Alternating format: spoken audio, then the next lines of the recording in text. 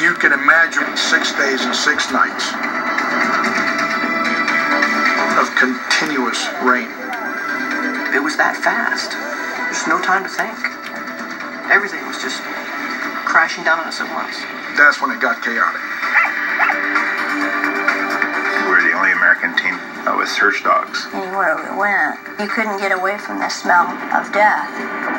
I've seen monsoons, I've seen a lot of floods, but this is not the worst weather disaster I've ever seen.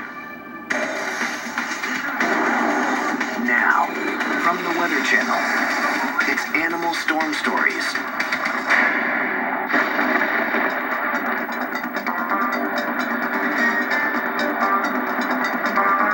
October 27th, 1998. A Category 5 hurricane is crawling toward the northern part of Central America. We're looking at a powerhouse right now. The maximum winds on Mitch are estimated at 180 miles an hour, and gusts are over 200. Volunteer firefighter Riley Wooten is at his home in the Honduran capital of Tegucigalpa, keeping a close watch on the intense cyclone. He expects it to hit his country, but not his home. We knew that it was going to hit the north coast of Honduras, and we did not expect anything to happen in the capital, being as it's located almost in the very center of Honduras. Riley's American-born wife, Tana, is also a volunteer firefighter. Like her husband, she's not concerned, even when Mitch changes direction and heads south. They thought, shoot, nothing's going to happen to the capital city. You know, we're in our little valley. We're surrounded by mountains. For most of a week, the lumbering giant stalls over Central America, dumping up to 75 inches of rain in 6 days. This relentless downpour is about to make Mitch one of the most deadly and costly hurricanes in history. Far away from the mountains of Central America, in Portland, Oregon, Harry Oakes is barely aware of Hurricane Mitch. The search and rescue dog handler is at work with his 4.5-year-old border collie mix, Valerie. Harry and Valerie are search and rescue veterans. They've performed more than 1,000 missions around the globe. We're on call 24 hours a day to go anywhere in the world to locate missing people, and whether it be a Alzheimer's patient or a stranded mountain climber, or victims buried in earthquakes or other natural disasters like floods. Harry's job gives him a real sense of worth. That's why he's been urging his friend Michelle Keating to join in. In the past few months, he and Michelle have been training her 2-year-old golden retriever Yogi to search.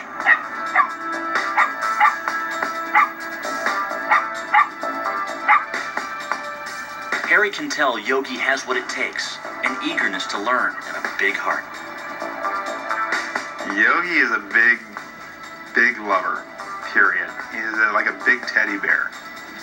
He's an incredible search dog, and he loves working, but he more importantly loves just to be loved.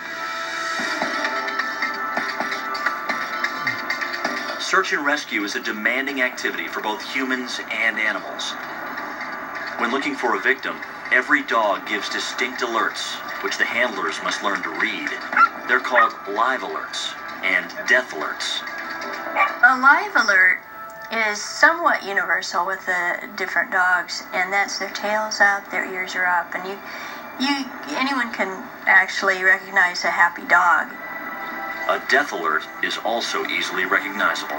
Their tail will go down, the ears will go down, they may urinate, defecate, they'll become very emotionally upset, they'll shake, they'll whine.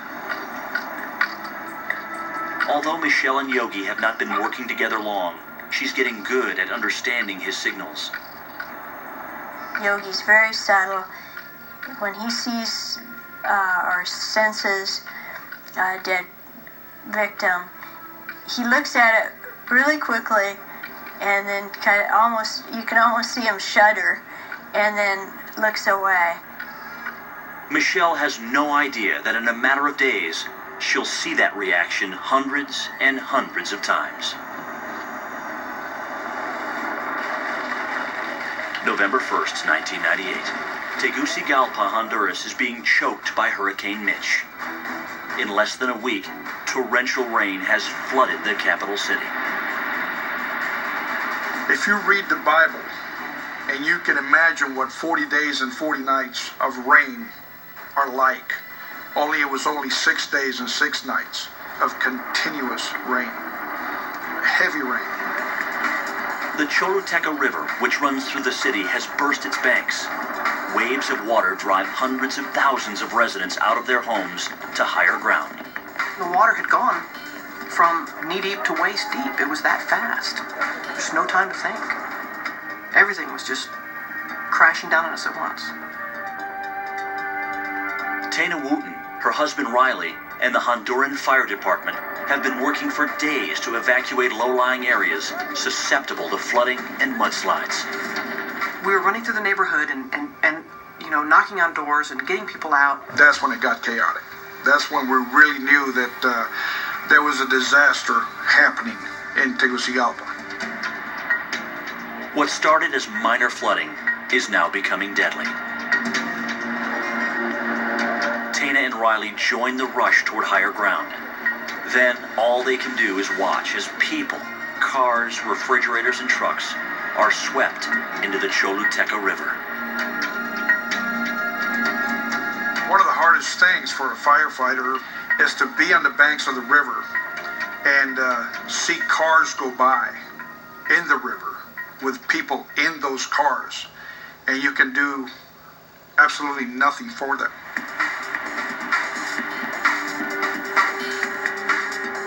Back in the United States, Hurricane Mitch finally is becoming headline news.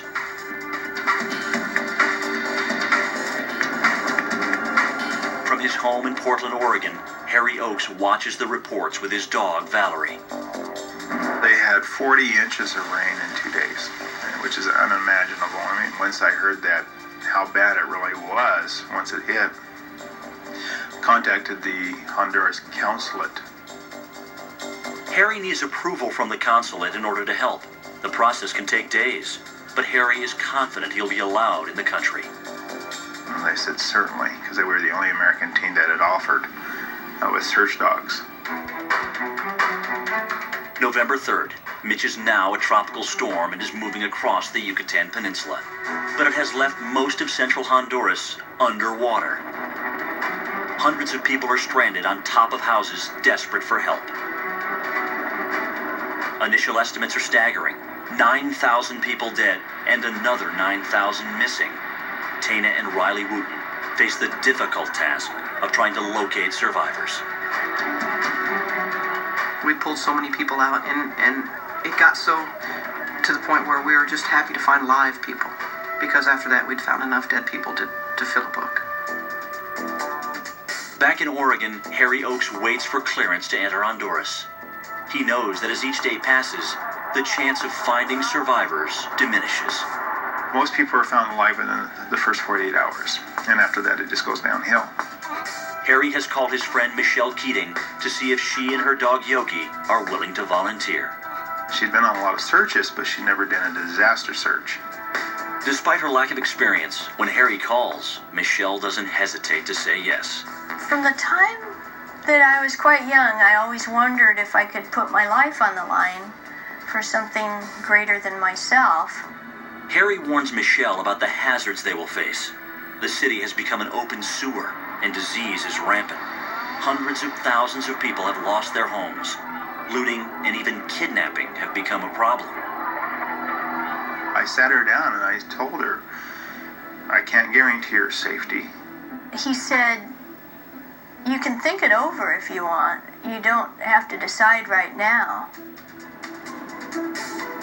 I remember really clearly driving back to my place from having met with Harry and kind of figuring there was no way I wasn't going to go, but crying, thinking that, well, this could be it.